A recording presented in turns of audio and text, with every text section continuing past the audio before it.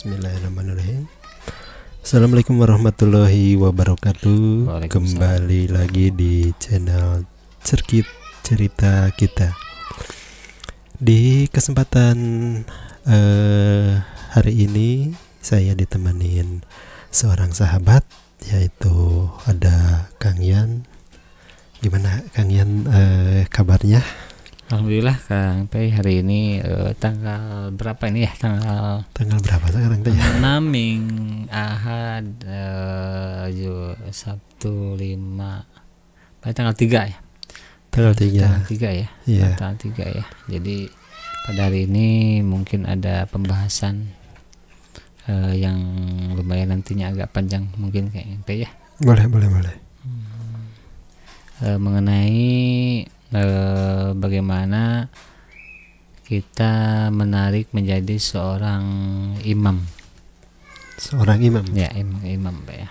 Ya, karena menjadi seorang imam itu sangat mudah Kang Ipay, tetapi ketika berkaitan dengan tahsin, khususnya dibaca Al-Quran, ya ternyata tidak mudah. Betul. Sehingga tidak sedikit jamaah itu yang merasa bosan gitu kan, kalau imamnya mulai dari tahsin, langgamnya dan yang lainnya itu jauh dari sempurna. Betul. Ya, sambil belajar aja ya Kang Yan ya. Sambil belajar. Betul. Teman-teman yang nonton juga mungkin ada yang ya masih belum bisa gitu kan. Termasuk saya juga emang agak-agak gimana gitu kan, kalau jadi imam tuh emang tuntutannya ya harus bisa lah gitu. Betul. Harus sempurna. Harus jadi sempurna, imam ya, betul. Ya, betul. Sangat berat sekali kan jadi imam itu. Betul sekali. Ya, karena berkaitan ya dengan wajib itu kan. Betul. Wajib. Otomatis segala sesuatunya harus dipersiapkan dengan matang. Betul. Ya, mungkin terkecuali kalau dadakan ini ya.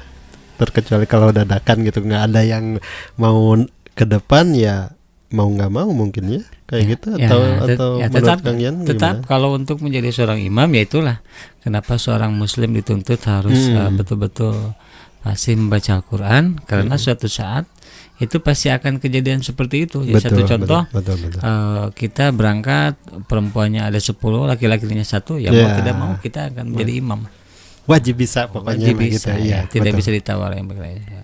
Makanya pertanyaannya, apa ciri seorang muslim itu? Yaitu seorang muslim itu bisa membaca Al-Quran, itu aja sangat mudah sebetulnya gitu. Nah, pada hari ini Kang Ipay, yang dimaksud bagaimana menjadi seorang imam. Mohon maaf sebelumnya untuk para guru-guru atau untuk siapapun yang berada di negara Indonesia. Bukan maksud menggurui Kang Ipay ya. Betul sekali. Tetapi ini berbagi pengalaman karena kita sering juga belajar bersama ya. Kalau diistilahkan lah ya, belajar bersama lah gitu. Nah, itu karena sering kejadian sekali ketika kita menjadi seorang makmum dan bacaan seorang imam tidak sempurna, apa yang ada dalam pikiran kita yaitu bertanya-tanya, akhirnya sholatnya tidak fokus. Betul. Nah, itu. Kadang imam itu gimana itu baca surat apa gitu ya, atau Fatihahnya seperti apa ya. Karena malah ada seseorang, jadi nggak konsentrasi ke makmumnya juga ya. Terus malah kan ada seseorang itu yang pernah menyampaikan kalau seandainya bacaan imam tidak sempurna di Fatihahnya, itu tidak harus diaminkan. Ya itu ya. Bayangin kalau seandainya seorang imam membaca tidak sempurna, terus makmumnya mengerti semua, akhirnya ketika akhir tidak ada yang baca amin, ya itulah yang akan menjadi malapetaka. Iya, betul. Nah, makanya dituntut seorang muslim itu harus betul-betul menguasai di dalam baca Al-Quran. Nah, maksud pada hari ini Kang Ipay, saya akan memberikan hanya 2 tips dulu untuk bacaan Fatihah bagaimana supaya menarik menjadi seorang imam. Tidak bisa dipungkiri membuat langgam di dalam membaca Al-Quran itu memang perlu pelatihan yang tidak sebentar. Iya, betul. Yang tidak sebentar. Nah, tetapi pada tips kali ini ya saya akan memberikan yang sangat mudah sekali. Tetapi jangan lupa tetap yang menjadi utama di dalam baca Al-Quran itu adalah tahsinnya, bukan masalah langgamnya. Nah, tetapi kalau tahsinnya sudah betul-betul dikuasai dan kita langgam kita betul-betul indah, ya subhanallah, insya Allah itu makmum walaupun suratnya panjang itu akan nyaman. Iya. Kalau masih acak-acakan gitu atau gimana ya, makmumnya juga aduh malas nih. Itu imamnya itu lagi gitu. Ya, lagian kan itu kadang ya jadi ini mau ibadah juga ya, mau sholat juga, kalau lihat imamnya itu gimana gitu kan, jadi negatifnya ke situ ya. Yang lebih ya itu jadi hal yang menjadi berbahaya itu akhirnya itu kembali lagi kepada niat kita tadi, akhirnya yang mau ke masjid atau gimana karena merasa imamnya tidak sempurna, ya akhirnya itu jadi mundur. Iya, betul. Jadi kita mundur dulu, jadi bahwa yang diusahakan untuk menjadi seorang imam betul-betul tahsin Al-Quran harus diperhatikan. Nah, kembali lagi pada pembahasan pada hari ini, membaca surat Fatihah itu sudah jelas tahsin menjadi utama, langgam yang kedua. Nah, yang akan dibahas pada hari ini yaitu bagaimana menjadi seorang imam itu terdengar menarik selain dari bacaan Al-Qur'annya, yaitu tadi langgamnya. Kadang-kadang seorang imam itu bingung bagaimana langgam Al-Qur'an ketika menjadi seorang imam. Jadi seorang imam itu harusnya tidak jauh seperti seorang ahli qori ya, atau qori'ah. Jadi bagaimana caranya mengemas membaca Fatihah di dalam sholat. Nah, yang pertama KMP yang akan dibahas pada hari ini adalah bagaimana caranya supaya bacaan Fatihah itu tidak monoton atau terdengar indah. Nah, itu.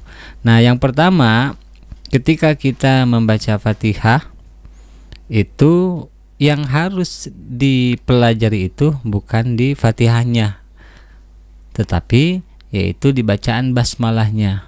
Dari awalnya dulu. Dari awalnya. Karena kalau sudah memahami tentang itu, membaca basmalah di pertama Fatihah itu menentukan langgam ke selanjutnya. Jadi tidak harus membaca Fatihah itu menghafalkan langgam itu keseluruhan. Jadi cukup yaitu mengolah di bacaan basmalah saja. Mungkin nanti akan saya contohkan bagaimana caranya membaca Fatihah supaya terdengar menarik. Ya, karena itu tadi berkaitan dengan sholat, kita mempunyai makmum yang banyak, otomatis kalau seandainya suratnya panjang, bacaannya indah, itu tidak akan terasa, malah makmum itu akan menikmati. Iya, betul. Ya, malah sebaliknya, sudah suratnya panjang, bacaannya nggak jelas atau tahsinnya juga tidak sempurna, itu berbahaya. Apalagi ini berkaitan makmumnya juga kabur. Bisa jadi ya, gitu kan. Kita sering mendengarkan bagaimana di Arab Saudi atau di Timur Tengah, luar biasa subhanallah ya, bacaan surat Fatihahnya sangat betul-betul kita makanya, itu terasa gitu kan.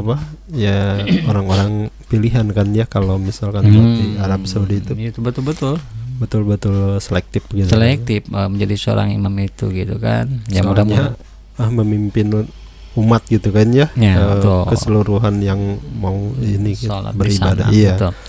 Nah, kembali lagi kepada pembahasan supaya waktunya tidak terlalu lama. Jadi membaca Fatihah itu yang pertama tadi kita hafalkan dulu langgam bismillah. Satu contoh. Dua dulu mungkin KIP ya yang akan dibahas supaya nanti ya bingung nanti ke video selanjutnya kita akan bikin lagi. Yang pertama bacaan untuk seorang imam membaca basmalah kita olah dulu. Mau seperti apa basmalahnya karena nanti menentukan ke selanjutnya, ke ayat selanjutnya. Satu contoh. Bismillahirrahmanirrahim. Itu yang satu. Yang keduanya Bismillahirrahmanirrahim. Nah, satu contoh itu. Nah, kenapa itu harus dipelajari? Karena sudah pasti kalau seandainya bacaan basmalahnya seperti yang pertama, Bismillahirrahmanirrahim, itu pasti bacaan selanjutnya ke Fatihahnya itu pasti bunyinya seperti ini. Alhamdulillahi Rabbil Alamin, Ar-Rahmanir Rahim, Maliki Yaumiddin, Iyyaka na'budu wa iyyaka nasta'in, Ihdinas siratal mustaqim, siratal ladzina an'amta 'alaihim ghairil maghdubi 'alaihim waladdallin. Nah, satu contoh seperti itu KIP ya. Itu bismillah yang pertama. Nah, bismillah yang kedua tadi Bismillahirrahmanirrahim. Nah, kalau kita sudah mempelajari bacaan basmalah seperti itu, pasti kelanjutannya seperti begini. Bismillahirrahmanirrahim. Alhamdulillahi Rabbil Alamin, Ar-Rahmanir Rahim, Maliki Yaumiddin, Iyyaka na'budu wa iyyaka nasta'in, Ihdinas siratal mustaqim, siratal ladzina an'amta 'alaihim ghairil maghdubi 'alaihim waladdallin. Nah, itu baru dua contoh KMP ya. Yeah. Nah, jadi kembali lagi ke pembahasan utama. Jadi untuk menjadi seorang imam itu yang pertama tahsin KMP ya. Karena sudah jelas arti salah huruf saja sudah artinya berbeda. Yang kedua yaitu tadi langgam di dalam Fatihah itu tidak harus bingung bagaimana mempelajari bacaan langgam Fatihah, tapi yang harus dipelajari itu adalah bacaan basmalahnya. Itu baru dua loh Kang Pai. Yeah. Itu ada sekitar, kalau saya dipelajari itu sekitar 5 saja sudah cukup untuk cukup untuk menjadi seorang imam menarik gitu kan. Tetapi nanti kita akan kembali lagi ke video selanjutnya, nanti kita akan bahas seperti apa lagi bacaan Fatihah supaya menarik selain tahsinnya yang utama tadi, tetapi bagaimana supaya langgamnya itu menarik dan sehingga jamaah itu nyaman saat melaksanakan sholat. Cukup tidak mungkin KMP ya?